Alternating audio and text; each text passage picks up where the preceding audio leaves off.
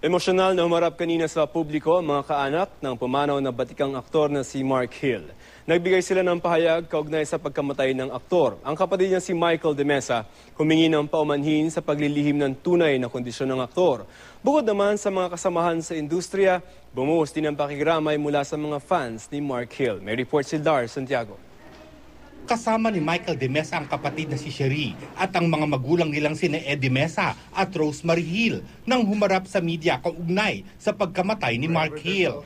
Naroon din ang asawa ni Mark na si Maricar at ang mga anak ng aktor na sina Gabby, Maxine, Ira, Andy at Stephanie at ilang pamangkin. Ang isa pang anak ni Mark na si Sid Lucero hindi na nakahabol mula sa Singapore para mag-taping. Sa binasang statement ni Michael, unang na-diagnose ang liver cancer ni Mark noong 2012. Pero nitong June lang nila nalamang terminal ito. Humingi sila ng paumanhin na hindi nila nasabi ng diretsahan ang tunay na kalagayan ni Mark alinsunod sa kanyang hiling. Until the very end, he was a warrior. Ralph faced death with courage and grace while still bringing laughter to the room. That was his gift, the ability to make those around him better. Sinabi rin daw ni Mark na nais niyang gugulin ang kanyang mga huling araw kasama ng pamilya at malalapit na kaibigan.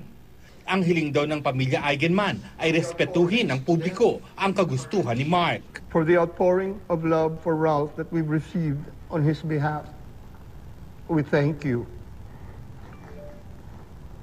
It is deeply appreciated. Lalong naging emosyonal ang lahat nang i-quote ni Michael ang dialogue ni Mark sa pelikulang Batch 81. Sa simula't katapusan ay kapatiran.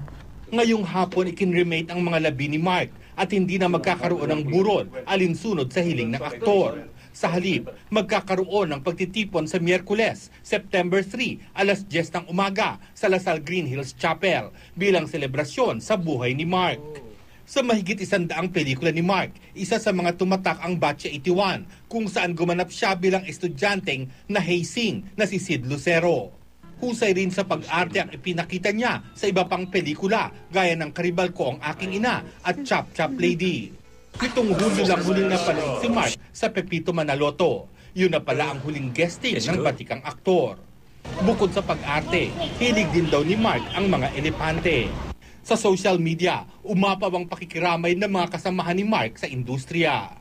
Lars Santiago, GMA News.